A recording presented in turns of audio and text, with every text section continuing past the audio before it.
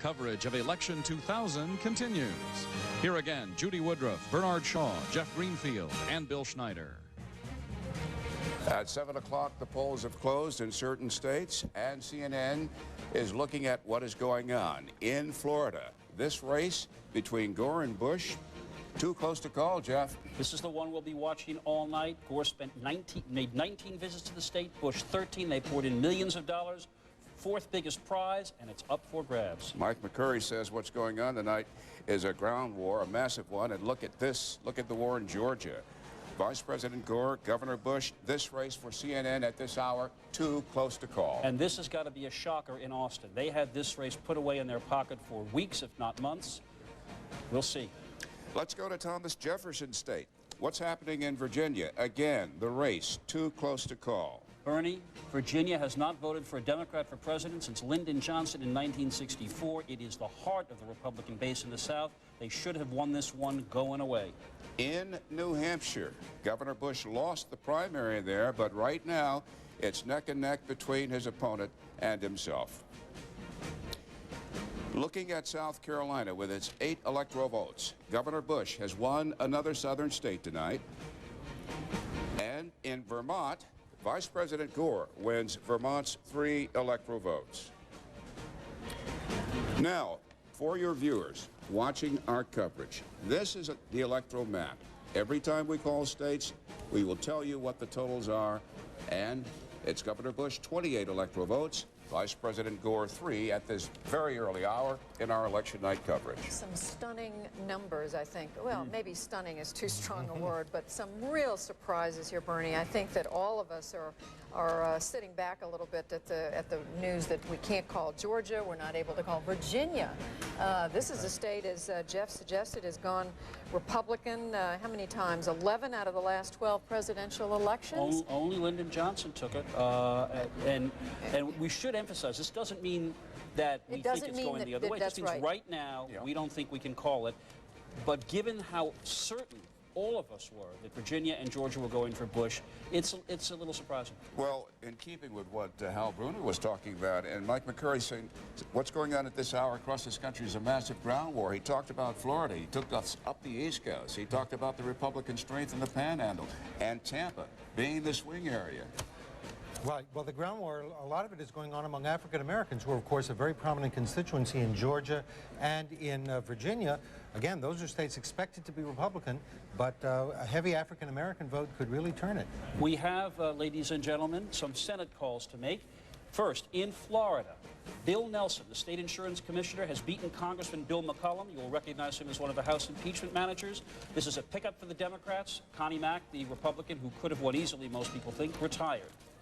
In Georgia, Zell Miller, former governor appointed to fill the seat when Paul Coverdale died, has defeated former Senator Mac Mattingly, and by enough of a margin to avoid the runoff that Georgia law requires. This is a hold. And in Virginia, one of the most closely watched, Chuck Robb, the senator, and former Governor George Allen, son of the legendary football coach, locked in a race too close to call. Robb was considered the single most vulnerable Democratic incumbent.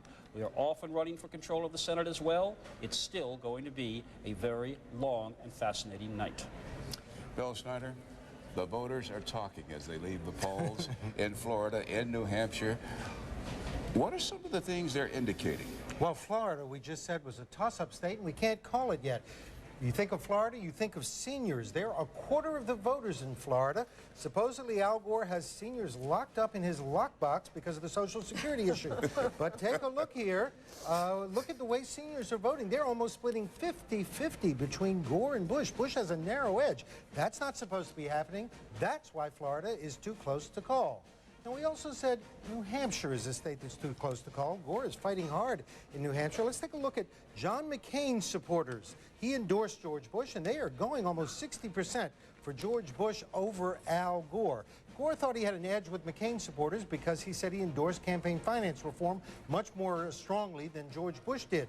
McCain supporters are a key constituency in New Hampshire. Remember New Hampshire in that primary? McCain beat Bush in that primary. McCain supporters are now going for Bush. Is it just Republican Party loyalty? I don't think so, and here's why. Only 1/3 of the voters of New Hampshire call themselves Republicans. Half the voters of New Hampshire call themselves McCain supporters. The McCain party is a lot bigger than the Republican Party. And what's fascinating, Bernie, is that New Hampshire is the one state in New England where the liberal Republicans still live that is generally considered conservative. And yet, in this most conservative New England states, where I think the Bush campaign really had its hopes to get it, we still can't call it for either. But anyway. Let me make a quick point here. You mentioned McCain's strength in New Hampshire. A lot of speculation that if Governor Bush loses to Vice President Gore tonight, the heir apparent in the Republican Party will be the man from Arizona. That's right. Well, he argued many times that he thought that Bush couldn't win because he needed a bigger message than just the conservative message, and he urged Bush to become the reform candidate, and Bush adopted part of that message. So McCain would be in a position to say, I told you so. But remember something, he's played the good soldier. He endorsed George Bush, he campaigned for Republicans, so Republicans have no complaint about John McCain trying to undermine Bush. And especially when he was dealing with the skin cancer and he had to take time out to be treated and recover from that too. It was also speculated that in New Hampshire, and we don't have any way of knowing if this is the case yet, that New Hampshire may be one of the few places where Ralph Nader could be hurting George Bush because of those very McCain voters from earlier this year. All right, let's go over to the balance of power desk, arena, I should say, and talk to Wolf Blitzer. Wolf, what are you saying? Judy, in Vermont, we're ready now to declare the incumbent Republican Senator Jim Jeffords a moderate Republican, well known for his liberal point of view. He has been reelected against Ed Flanagan, the first openly gay U.S. Senate nominee of a major party. Let's take a look at the new balance of power in the U.S. Senate right now. With the win of Bill Nelson, the Democrat in Florida, the balance of power has now tilted one toss-up state going for the Democrats. The Democrats one gain in their need for 5 Stuart Rothenberg to become the majority power in the Senate. Well, Wolf, McCollum, of course, was one of the House impeachment managers. He started out behind. A lot of Republican insiders, both in Washington but also in Florida, wondered whether he really had enough appeal statewide to beat somebody like Bill Nelson. Obviously, he closed, but he didn't get over the top. It would be interesting to look at the exit polls to see if that fact that Bill McCollum was an impeachment manager had any significant impact in his defeat today. Let's take a look at the House of Representatives. We're now ready to declare in Kentucky Representative Ernie Fletcher, the Republican, the winner over former Representative Scotty Basler. It looks like a pretty significant victory. There's no change, though, in terms of a pickup in the House of Representatives. Still the same as it was before. The Democrats need 7. Well, if this is a big race, though, I think a year ago many insiders would have said Ernie Fletcher is headed for defeat. Scotty Basler, a former member of Congress from this congressional district, a statewide candidate who narrowly lost the U.S. Senate bid. Allegedly, the issue of Patient's Bill of Rights was going to hurt Fletcher, who is a doctor. The doctors switched positions. They supported him 2 years ago, but not this time. Instead, that issue did not hurt him. He was successful. He was able to neutralize it at the end of the campaign. Basler turned to guns as an issue. And in fact, the NRA supported Scotty Fletcher, as did the Republican Majority Issues Committee, Tom DeLay's group. This is a big win for the Republicans. All right, let's take a look at the governor races right now in New England. 2 governor races. The incumbent Jeanne Shaheen facing a challenge from former Senator Gordon Humphrey. Right now, the vote is much too early to call, and we don't know who is going to be the next the winner of that race between Jeanne Shaheen and Gordon Humphrey. As far as Vermont is concerned, Howard Dean, the incumbent Democrat, it looks like he may come in first, but he may not get, according to our exit polls, the 50% he needs in order to be reelected. There could be a runoff in that gubernatorial race. Vermont is a state where Governor Dean signed into law the so-called gay marriage rights provision. Right, civil unions. And really, we've been watching Vermont, which has been trending Democratic for some time, and of course went to the vice president today. We've been watching that state to see whether this issue, civil unions, is going to redefine the politics of the state, re-energize conservatives. Not yet clear. All right, Stuart Rothenberg will have a lot more. Back to Bernie on the national desk. Thank you, Wolf. And quickly now to Missouri, where on the ballot, a dead man's name is in contention. And correspondent Kate Snow has some news. Well, Bernie, we're hearing here in Missouri that the state's Democratic Party asked for the city of St. Louis, they asked a federal judge to keep the polls open late. That because turnout here has been a real factor today. They have had incredible turnout here in the city of St. Louis. We've just learned that a judge has ruled, a federal judge, to keep the polls open until 10 p.m. local time. That's 11 p.m. Eastern time. The judge, according to Democrats here, saying, quote, the Board of Elections didn't live up to its obligations to allow the citizens of St. Louis to vote. That coming from a federal judge here in the city of St. Louis. I can also tell you that I've talked to the County Board of Elections here in St. Louis County. This, of course, being one of the most populated areas of the state of Missouri. St. Louis County telling us they have a 2-hour line right now, and they are not going to count any results until everyone has had a chance to vote here tonight. One more note, Bernie, in Kansas City, the state Democratic Party also asked for a federal judge to allow polls to remain open late in Kansas City. That request in Kansas City proper was denied. Bernie? Kate Snow, what are Republicans saying about this late development, which is very significant, and how might this bear on turnout, given the dynamics of the race, the widow Jean Carnahan, her late husband running against Senator John Ashcroft, the incumbent Republican? What about the dynamics of this right now? Right. Well, Bernie, these notes just coming in now, so I have not had a chance to talk with the Republican State Party yet, but I can imagine that there will be some concern. That's because these two areas, Kansas City and St. Louis, both urban areas, both Democratic strongholds, and clearly, if the polls are kept open in these urban centers, that could potentially help the Democrats. The night is young, but this election is riveting. We've had polls close in, let's see, 1, 2, 3, 4, 5, 6, 7, 8 states, 8 states so far. We have been able to call George Bush the winner in 4 of those states, most of them, no surprise, Indiana, Kentucky, South Carolina, and Vermont. But the story at this hour is that the following states still too close to call: Virginia, New Hampshire, Georgia, Florida. At this hour, still too close to call in the presidential race. It doesn't mean that they may not fall one way or another, Jeff Greenfield, but I just want to point out, now we can't. No, I think we called Vermont for Gore You're rather right. than I'm Bush. sorry. I'm sorry, and my mistake. I don't think that will swing the election, but I might as well get on the record with 3 electoral votes. I appreciate being corrected. I'm sure it won't be the first mistake that I make tonight.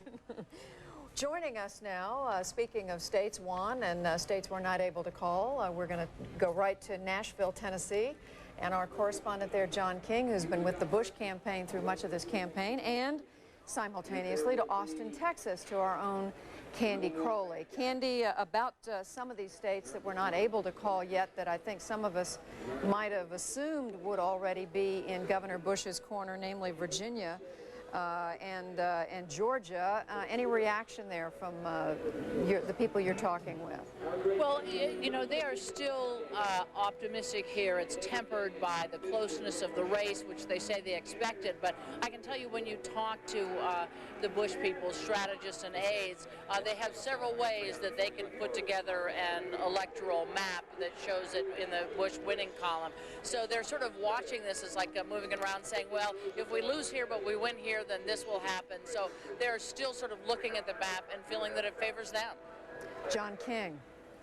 A nervous urgency here tonight, Judy. Usually campaigns are over at this time. The candidates watching the results. Not so in this race because it's so close. The Vice President and Senator Lieberman, we're told, still making calls, satellite interviews, radio interviews, their wives both making calls. Just spoke to a White House official who says the President of the United States has made 40 calls himself, still making some at this hour, trying to turn out the Democratic vote. What they're looking at is nobody here expects Virginia or Georgia to end up in the Democratic column, but they think New Hampshire might be an opportunity to grab a few electoral votes. They thought were going to go the other way. The man who directs the ground war for the vice president is a gentleman named Michael Hooley from Boston, Massachusetts. He called Senator Ted Kennedy today. He called the mayor of Boston, Thomas Menino, today, asked them to send anybody and everybody they could north of the border to try to turn out the vote late into the night in New Hampshire. They believe they may need those because they might lose here in the home state of Tennessee, although they're again working late into the night trying to pull this state out. They believe they will win. They are predicting they will win Florida, Michigan, and Pennsylvania, the big 3 as we're calling them, but they think they need 10 to 15 more electoral votes to get over the top. Still hunting for those, even though the night is growing late. Candy, it's Jeff Greenfield. We've heard a lot about what the Gore campaign is doing, dispatching Jesse Jackson, dispatching Ted Kennedy, Michael Hooley, who, if Gore wins, may get an ambassadorship because he's in charge of the turnout. But what about the Bush people? Are they making any last-minute efforts to get out their base? Sure, and they've had it in place, you know, for some time. But look at some of these places. Look at Michigan, look at Wisconsin, look at Pennsylvania, and who do you have in charge of those states? 3 Republican governors, John Engler, Tommy Thompson, and Tom Ridge. So, you know, there's machinery in place there and people on the ground there. They're in close contact with them, but they do have those kinds of mechanisms in place. Obviously, in Florida, Jeb Bush is governor there. While he's here, he has, you know, his whole state machine there. So they have some things in place, but they have been working on voter turnout, they tell me, for 17 months since it began, and putting out phone calls. But yes, there are still last-minute phone calls. You saw George Bush making some of them this morning, but on the ground and in the states, yes, they're still manning the phone banks, still knocking on doors, and still looking for people to go out and vote. John King, the news from St. Louis that the polls are going to stay open later there, and we're looking at pictures now of Governor George Bush arriving at, I believe, is it the hotel in Austin where he's going to be watching the returns, Candy? Actually, he's going to a restaurant next door with his father, his mother, and his brother Jeb. But they will be watching the election returns from a local hotel here, yes. It was a little dark, but we'll take the word of our cinematographers that was indeed Governor Bush getting out of the car. John King, I was just going to ask about the word from St. Louis, from Kate Snow, that a judge has ruled that they can keep the polls open later there. Any particular reaction from the Gore folks? Not to that specific decision, but we do know Donna Brazil, the Gore campaign manager, was here earlier tonight speaking to us. She's the key architect of the African-American turnout. She said they were calling all around the country to make sure, touching base with mayors to make sure the polls were open if necessary, even a few times calling the Justice Department today to report what they considered intimidating tactics in cities around the country. African-American turnout obviously very critical to the vice president's chances. While we were here interviewing Donna Brazil, we talk a lot about telephone calls and phone banks. There's new technology now, too. You can get email on your pagers. And even as she was standing here, a state representative from the Philadelphia area sent her an email saying, I need you to call this radio station. Can you get the vice president or the president to call this radio station? We need reinforcements. So late into the night, the ground war continuing. The Gore campaign has what it's called the 2-11s strategy, meaning it thinks it needs to win 2 of the states that have 11 electoral votes. They believe Washington State will be one of those. The 3 others, Tennessee, Missouri, and Wisconsin. You just mentioned Missouri. Of those 3, Tennessee, Missouri, and Wisconsin, they don't think Missouri is the one they will win tonight, although that turnout obviously encouraging. Candy, as we hear about these techniques that John is referring to, literally calling people at the last minute saying, can you get the president or the vice president on the phone with a radio station? Is this the kind of thing that the Republicans are doing? They are. George Bush did some radio interviews this morning.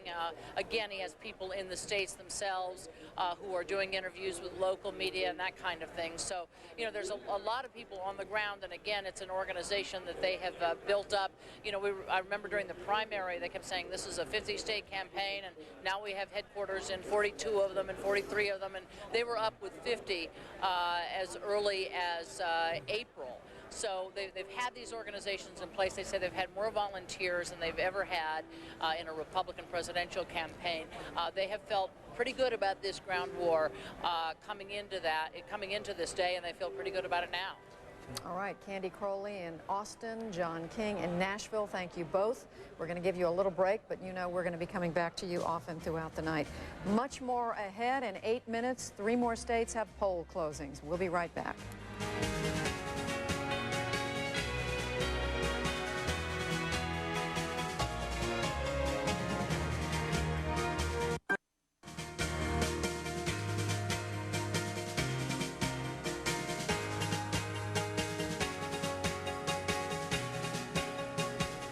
Joining us now once again from Washington, Mike McCurry, former Clinton White House press secretary, and Mary Madeline, co-host of CNN's Crossfire. To you both, these results from 7 o'clock, not able to call. We are able to call South Carolina for George Bush, Vermont for Al Gore, but when it comes to Virginia, Georgia, and Florida, no surprise, we can't call them yet for either one. Mary, What do you make of this? Well, I make a cautiousness that will ultimately result, if I know for a fact, that Virginia, and I mean, I would stake my life on Virginia and Georgia going for Governor Bush, and I believe that Florida's going to go for him. And again, it's a point that we made earlier that is unseeable at this point, and that is the efforts of the ground game, including the prolific absentee ballot requests, which the Bush campaign knows by checking back on the records, were preponderantly for Republican requests, and that makes up 1 or 2 points in the polls. Mike, are you surprised that we're not able to call this? Bernie, I'm going to interrupt and throw to Mike. Excuse me, Bernard Shaw, my colleague. CNN is going to report a call in Virginia. Virginia, CNN declares, goes to Texas Governor George Bush. This is just in. 13 electoral votes in Thomas Jefferson's state. Well, that is no surprise, and I think, Mary, you were prescient, a fairly, not the longest shot of the night. That a state that hadn't voted for a Democrat for president since Lyndon Johnson would probably tilt in that direction. It may well be that we just want to say that we are not being, we're being cautious enough so that we know what we're doing. But Mary and Michael, pick up this theme about turnout, okay? About the fact that this late hour, people are out there driving people out to vote. Well, one thing, Jeff, I think that it would be good to remind viewers how these exit polls work and just walk them through the process. There has to be some checking. The voter service that actually collects these numbers, does the interviews, you need to go back and check the data you get precinct by precinct with some actual counts from real voters to make sure that your model for predicting some of these results are right. I think it's very appropriate for networks to hold back and wait until they know for sure what the answer is before they make one of these calls. That's what's going on here. I think that's appropriate. One of the things that may be happening is an extraordinary effort at turnout. Now, we've heard some reports about Missouri, elsewhere, where there's even some legal action at this late hour to make sure that people get the opportunity to vote. That could indicate that there is a very extensive turnout effort underway that maybe some of the exit pollsters want to consider. All right, Mike McCurry, Mary Madeline, we'll come back to you shortly. We are just about 2 minutes away from poll closings in 3 states. We'll be right back.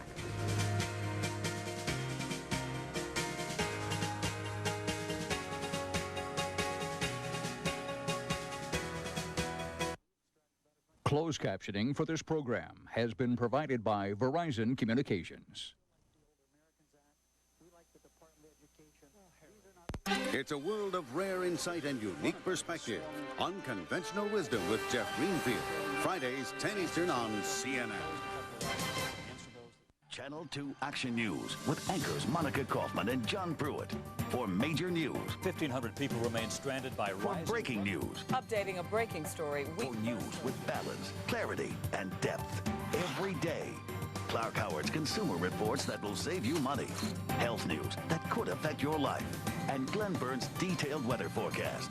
But a most complete, in-depth coverage every day. Channel 2 Action News. Coverage you can count on. You've seen the debates. It's time for a fresh start. You've heard the speeches. I want to focus on results. Tonight, only one station offers convenient election coverage. 11 Alive News and NBC News join forces to bring you the most immediate results. And starting at 7, 11 Alive delivers live local coverage on TV 33. Join Brenda Wood and Wes Sargentson for Decision 2000, tonight on TV 33. A special midnight edition of Larry King Live tonight on CNN. From CNN Center in Atlanta, coverage of Election 2000 continues. Here again, Judy Woodruff, Bernard Shaw, Jeff Greenfield, and Bill Schneider. It is 7:30 p.m. on the East Coast, where the polls have closed in Ohio, North Carolina, and West Virginia. And to show you the extent of the ground war between these two gentlemen, we are not able to call Ohio yet in the presidential race for the White House. Too close to call in Ohio. Too close to call in the Tar Heel state of North Carolina, with its 14 electoral votes up.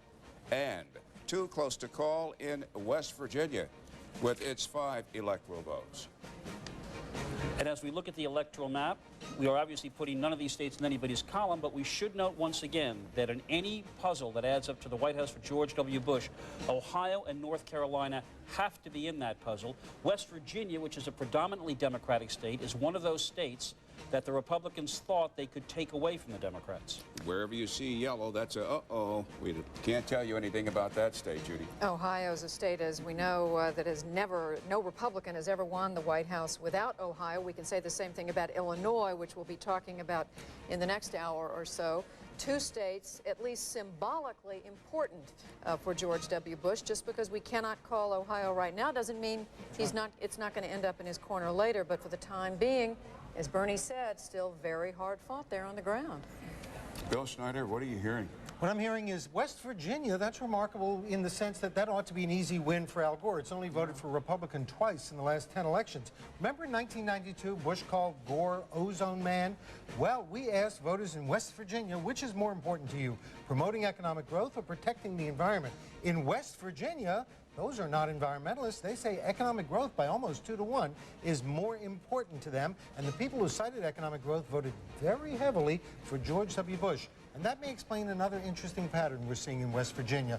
You know, the union vote is supposed to be going heavily for Al Gore. Unions are delivering for him. Well, among voters from union households in West Virginia, they are splitting their vote almost evenly between Gore and Bush, probably because of concern over Gore's environmental stand. Which leads us to another of the keys that we have been talking about. We asked about social issues, the environment, which plays well for Democrats in places like California. But in this state, it's, as you say, it seems that the fear of Gore's environmentalism has hurt him among lunch bucket union Democrats. And that's why this traditionally Democratic state may be in play. Yep. It's a state where coal is big.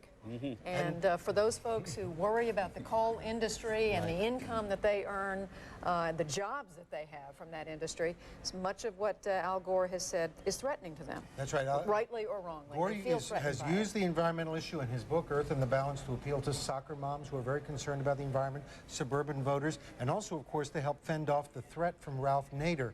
But we're seeing in West Virginia there can be a downside to that strong environmentalism. This ground war is just a marvel to think that at 7:32 Eastern Time, CNN cannot call Ohio, which, as you indicated, is a Republican must. It's been a tradition. We can't call other states, West Virginia. This is a marvel.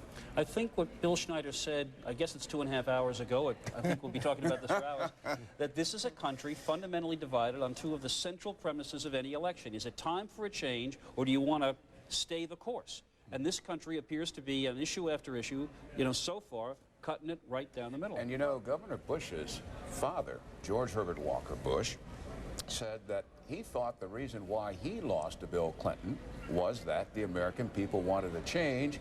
And not surprisingly, former President Bush says he believes in this instance tonight on this election 2000, the American people want a change and will elect his son. Some kind of change, maybe not, maybe prosperity they want to continue. They want to change in style of leadership. Maybe they want to change in values, which is something that George W. Bush, the son, talked a lot about during the campaign. What we're finding is a remarkable number of Americans, 50%, sometimes more in some states. Let me interrupt you for a moment. I'm getting some information.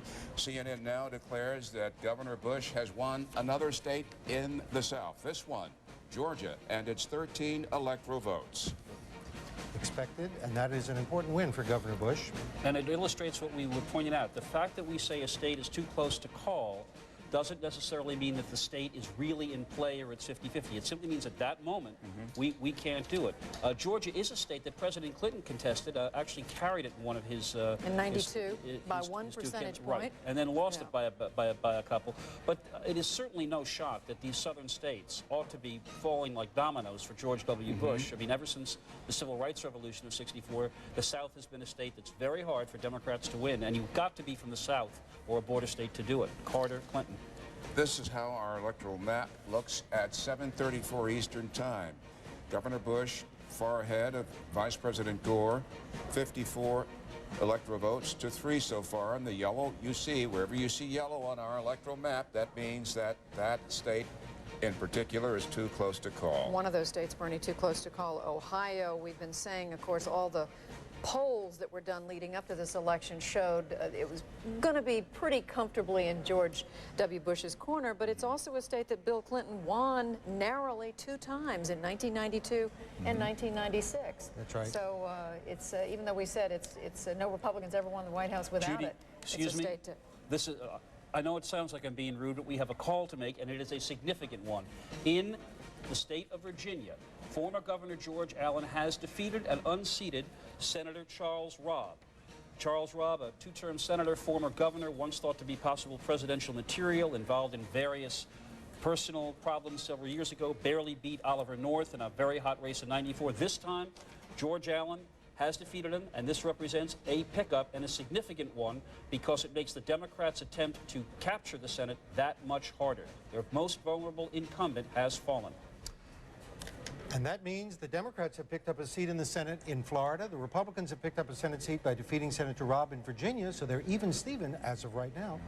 And since it's a 54-46 majority, that's a good news for the Democrats' road got tougher. Quite an upset there. Son-in-law, the late President Lyndon Baines Johnson. Married to Linda Johnson. Chuck Robb. This is a race, of course, we see many of the ads because, 3 of us live in Washington, D.C. 1 of us lives in New York. You don't see as many of these. The heartland. Right, the heartland of America, Manhattan, West 57th Street. Something. And some of us were born in Virginia. But we've been seeing a lot of the ads, and they've been some very tough ones in the Robb Allen race. You know, there are many people who said that Chuck Robb in this campaign never really seemed to many people like he wanted it. Now, you know, I'm not comfortable saying that from here, but I think it was something that the analysts... Well, remember, Virginia has become more and more solidly Republican over the years, and I mean, the legislature is predominantly Republican. Now they have 2 Republican senators. The governor has been Republican for some time. Virginia has been one of the southern states that's really drifted into the GOP. And I think it's fair to say that in 1994, it was often said that Robb and Oliver North were each running against the only person they could conceivably beat that year. And in fact, now that Chuck Robb has faced a stronger incumbent, remember in '94 there was an independent Republican that ran against North with the blessing of the other Senator John Warner. This time the Republicans were united and they took it. Well, since we have some electoral goodies on the table, let's reset the table and take a look at how the balance of power is shaping up at this hour on Capitol Hill. And Wolf Blitzer's here in our election night newsroom to keep us up to date. Wolf?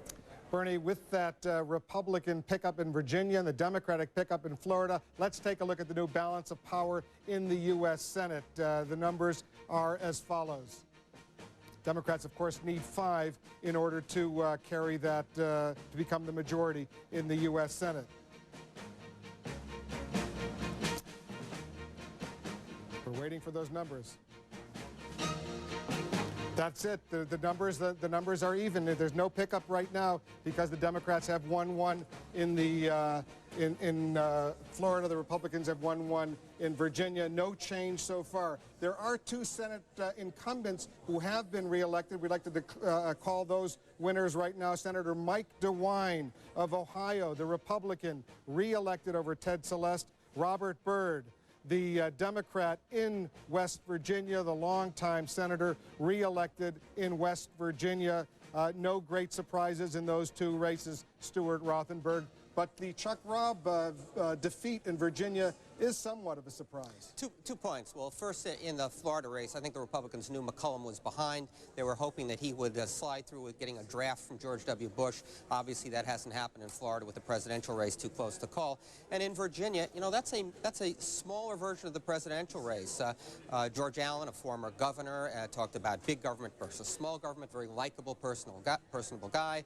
Chuck Robb said he could win this election on issues like guns and health care, education. Didn't work out that way. We'll have to see whether it works out that way at the presidential race. Let's take a look at the House of Representatives, an important race in Kentucky. We're now ready to call Ann Northup the winner, the Republican, over Eleanor Jordan in a tough race. Why was this one so closely watched, Stuart Rothenberg? Because the Democrats threw everything but the kitchen sink at Ann Northup. The AFL-CIO was in there very early, advertising very heavily, all Democratic groups. And Wolf, Democrats believe that they're going to have to knock off a handful of Republican incumbents if they're going to take over the House. They thought Ann Northup was in that group.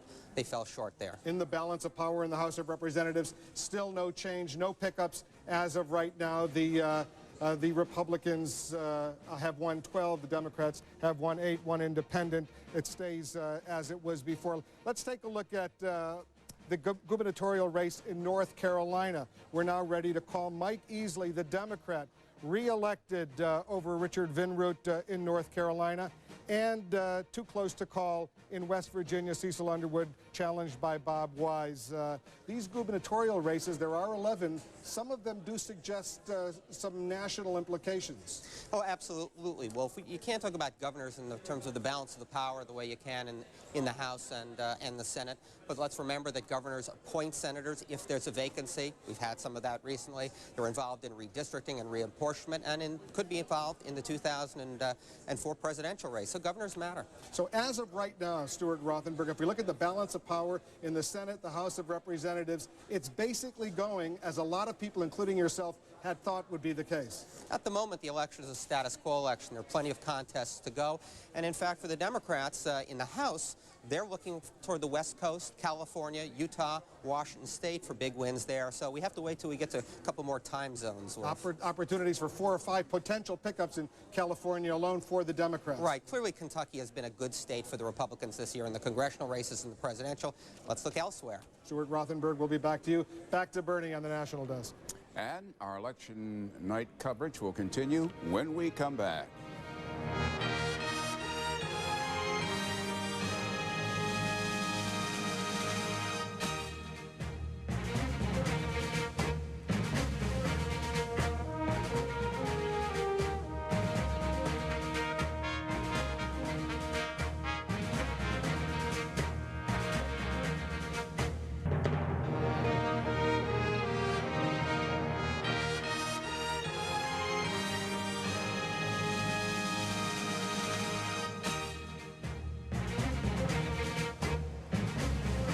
Leon Harris reporting here live from CNN Interactive, where tonight what we've done is we've constructed our website here in a way that's going to allow you to cover this very close election as it unfolds across the country in a very unique way. Go to our website at CNN.com, and what you'll find there is You Decide the States feature, where you get to pick which states you think Al Gore or George W. Bush will win. You select the state, you select the winner of that state, the colors will change, and you can compare it to the map on the right, which shows you the actual winners of the states, and in the end, you get the final tally and find out whether or not you were right. You don't win anything, except maybe a little pride. Now, back to the National Desk for more coverage. All right, sorry, we're so carried away with what's going on tonight. We want to talk about it with everybody. Hal Bruno is with us once again to take a look at some of those states that we can't call yet. Hal, over at your map. Judy, let's take a look at 2 states that right now are too close to call. That's Ohio and West Virginia, and the battle within the battle for the Ohio River Valley. Now, let's take a look at Ohio first. The good news for George Bush in the early returns is that Al Gore is not doing as well as a Democrat has to do up in Cuyahoga County, which is Cleveland. He's underperforming there. The worrisome news for George Bush is over here in Cincinnati, which is the Republican stronghold. Bush is not doing as well as he should do in the early returns. In order to win this state, the Republican has to be real strong in Cincinnati and all through central Ohio. The Democratic strength is up here in the north. Now let's take a look at West Virginia. You know what? West Virginia, 3 times in the last 50 years, it's voted Republican. It's the most Democratic state in presidential campaigns, but not tonight. It's still too close to call, but the bad news for Al Gore is down here in the coal mining regions in the Southwest. Al Gore is not running as well as a Democrat has to run. And the contrast is that George Bush so far is doing well over here in Huntington and in Charleston. Now, Bill Schneider was right on the money when he was talking about the economy versus the environment in West Virginia. Down here in the southwest part of West Virginia, that's where they do mountaintop mining. And the people down there were very concerned that Al Gore's environmental policies would hurt their economy. They also were concerned about his policies regarding Appalachian coal, which is high sulfur burning. Gore tried to explain he was going to penalize the power plants, not the mines. The other big fight in West Virginia was between the NRA and the United Mine Workers. The United Mine Workers is all out for Al Gore, but the NRA was fighting against that because the miners down in West Virginia, they like their guns and they like to hunt. Hal, it sounds like you're describing exactly with real votes what our Bill Schneider was describing, that when you pull a union vote, you think you're pulling a Democratic vote, but if the social issues are bothering them, if the Democrats are on the wrong side from their point of view on the social issues, those union votes are going to be pulled and they're not going to vote for the Democrat. You think that's what's going on in the Southwest that you were pointing to? It's exactly what's going on throughout the Ohio River Valley, Jeff, and it's not only the social issue, it's also that all-important economic issue of jobs. The same thing has happened in eastern Kentucky and to a certain extent down in southwest Pennsylvania. So that's why I call it the battle for the Ohio River Valley. But Hal, I have to ask you, you know, this is a state that Bill Clinton won twice. Is there that much difference between how these people perceive Bill Clinton and Al Gore? Yes, Judy, there is a big difference because with Bill Clinton, the environment was not the major issue that it's been for Al Gore throughout his political career. He is seen as the environmental man. And in West Virginia, that is causing a lot of worries. It's still a battleground. It's still too close to call, but there's no doubt that Al Gore has trouble there. As part of that trouble, Al Bruno, the millions and millions of dollars thrown into this battle by the National Rifle Association. And how? That's trouble with a capital T. As I said, the United Mine Workers Union went flat out for Al Gore in West Virginia, as it has in other states, Pennsylvania, for example. But the NRA was in there in force. I mean, Charleston Heston, Moses himself, was campaigning in West Virginia on the gun issue. All right, Al Bruno, and there's much more we want to talk to you about tonight. I'm tempted to ask you about Ralph Nader and what he says about there's no difference between the candidates. We can save that for later. We're going to take a break. When we come back, Larry King with the man who ran on the Republican ticket for president 4 years ago, Bob Dole. A big call to make. CNN announces that we call Florida in the Al Gore column. This is a state both campaigns desperately wanted to win. The state of Florida fought over very hard, the state with a Republican governor named Bush, the brother of the Republican nominee, Jeff Greenfield. This is something that is not making the Bush campaign happy tonight. This is a roadblock the size of a boulder to George W. Bush's path to the White House. They had counted these 25 electoral votes from the moment George Bush entered the campaign before he was even nominated. Democrats have a very tough time in Florida, whether it was Social Security, the turnout, Joe Lieberman. Now, George W. Bush has to look to Michigan, Pennsylvania, Ohio, and those smaller states really become critical. There's a disagreement we've been hearing, at least what we're hearing out of the Bush campaign. We can ask Candy Crowley and others about this later. There were those. Karl Rove, who's been the chief strategist for Al Gore, for George Bush, said the other day, Candy, are you available? I'll ask you this question. Karl Rove was telling us, was quoted just the other day as saying that there were a number of ways they could win this election without Florida. Do they still believe that's the case? They still believe that's the case. As easily as about 10 minutes ago, I asked, look, do you really think you can win this without Florida? And they say yes, and run down a long list of states that they have to have. But boy, you begin to look at those other big battleground states, Pennsylvania, Missouri, Michigan. They become so much more important now. This is a huge problem here, but they have said for the past couple of days, look, we think we can win this without Florida. Nonetheless, they spent the 24 of the last 48 hours of the campaign in Florida. That's how important it was to them. So this is not a happy moment for the Bush campaign. Candy, you've been with the campaign throughout the last year and more. Looking back, were there any warning signs in there? Early on, they talked about how, Florida didn't lean that Republican. They got upset when we said, well, here's a state that leans Republican and Jeb Bush is the governor, therefore they should take it. They say, no, this is really tough for us. But it really was one that they counted in their column that they thought they could use as a base of votes from which to get to that magic 270.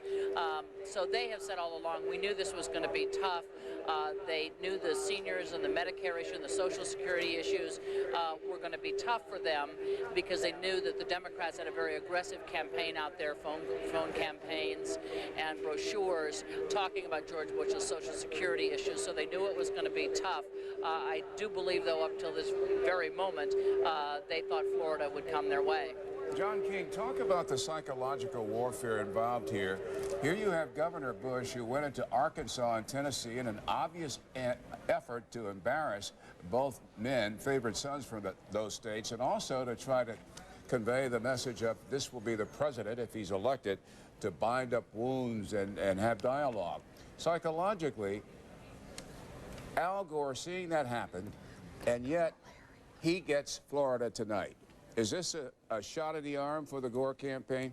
It certainly is, Bernie, and the first big surprise of the night, what the Gore campaign would tell you is, despite the spin from the Bush camp, that those trips to Tennessee and Arkansas were not psychology, they were simple mathematics, that the Bush camp realized Florida was slipping away, and realized it had to find 25 electoral votes elsewhere.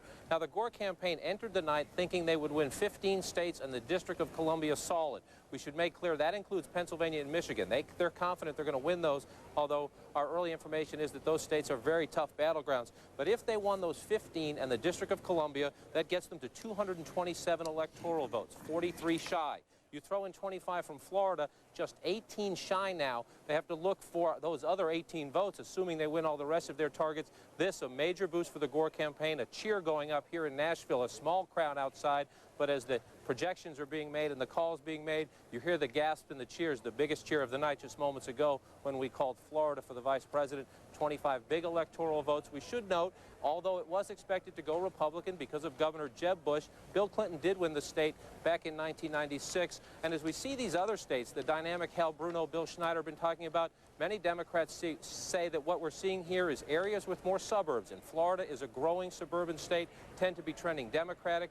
The old, reliable Democratic states with rural areas, they tend to be trending Republican. All right, John King, Candy Crowley, we'll be back to you later, but right now we want to go quickly to Washington, where our Larry King is with Bob Dole. Larry. Okay, Senator, what do you make of this? Well, in '96, when I saw Florida come in, we knew we were behind, but I think somebody said in the program here, that's why Bush was going to Arkansas and Tennessee and other states, because I think he knew that this was going to be one way or the other, very, very close. They can still get there, but this certainly makes it tough. The way John King just ran it down, if the Democrats get Pennsylvania and Michigan on top of this, and we're going to have 16 states reporting at the top of the hour, is this going to be an all-night horse race? If they get Michigan and Pennsylvania, well, then it gets real tough, because you got Ohio right now too close to call, West Virginia. It's going to take a lot of those small states, like what you're going to have Missouri, you're going to have Wisconsin, you're going to have Iowa, states that we haven't had in the past few elections. But it's a very close race. I mean, I think... What surprised you tonight, so far? Well, I just sort of felt like everybody else with Jeb Bush as governor, and Florida, I know it's Social Security, it's a lot of different things in that state, but I thought Bush would eke it out. But it didn't happen. That doesn't mean it's over. So my view is they've got to be very disappointed. But the fact that even New Hampshire, even though it's only 4 electoral votes, has come in for Bush is encouraging, because, in my view, the newspaper up there, the union leader, has driven a lot of Republicans out of the party, moderate Republicans. But to come back and win that state and what the margin was, now if they can win Maine and some other small states, but it takes quite a while to add up to 25. And how about your old bailiwick, the Senate? How does that look? So far, it's they've lost one, Democrats have lost one, Republicans have lost one. We pick up one in Virginia. We lose, lose one in Florida. I understand some others are very close. I don't think it would happen. We'd have to lose a number of seats. And, of course, if Gore and Lieberman win, then we pick up one in Connecticut. So it could end up 50-50, but we'd still win, because Lieberman would have to exit the Senate, and we'd pick up a seat there. What is overall this tell? Does this tell us that this is a country in division or close to the middle? I think it maybe a little of each. I mean, we're obviously divided, but I think we are fairly close. I think the fringe candidates... Buchanan is hardly registering. Nader not doing as well as anticipated. And I don't say, he has some pretty good ideas. I watched him on your show just last week. But I think most people find themselves in they're moderate. They're moderate conservatives, moderate liberals. But I think most of them are in the center. That's what Eisenhower always preached back when he was president of the United States. So and what about the House?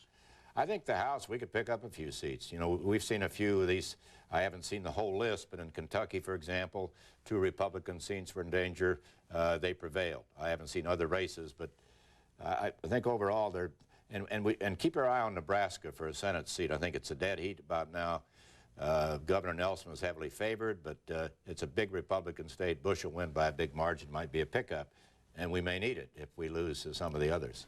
Are you surprised at the apparent strong showing of Hillary? We have no story yet, but apparently there's a strong showing and a big turnout in the city. I understand there's a big turnout in the city. I think she was favored to win. I don't know. I haven't even heard a number on that race. The last time I heard it was about 4 or 5 points, maybe even greater or less. But you know, she goes in there not only with the Clinton name, sort of a celebrity status, but the president's very popular there. She's very popular in New York. She picked a good state to run in. Should the vice president have used President Clinton more in your political? Well, I think if he wins, the answer is obvious. If he loses, the answer is obvious. So Either we'll see way, what happens, right? We'll have the answer at the end. Because it's going to be scapegoating time. And one thing I've said, I'm glad that when the election's over, they won't be talking about the last election. That's the one I was in. They'll be talking about this election. Thanks so much, Al. Thank you. Always great to see you, Bob. I called you Al already. That's all right. That's close enough. Well, you know him. Right. Senator Bob Dole, the presidential nominee, former vice presidential nominee as well of the Republican Party. As we throw you back to Atlanta, we're going to have 16 states in the District of Columbia checking in. We'll have projections and maybe standoffs. Stay tuned to CNN throughout the night. Back to Atlanta for more coverage. From CNN Center in Atlanta, coverage of Election 2000 continues. Here again, Judy Woodruff, Bernard Shaw, Jeff Greenfield, and Bill Schneider. It is 8 o'clock on the East Coast, 16 states. The polls have closed, the District of Columbia, and we have an important call to make in the state of Michigan. But we're showing you Texas. No surprise there, George Bush wins. The stunner at this hour is that we can call Al Gore the winner in the Wolverine state. This is the state where Reagan Democrats were born, working-class people who went Republican on values issues and then on the economy and then on strength. Clinton got them back in '92 and '96, a bitterly contested state. Al Gore takes it, and the map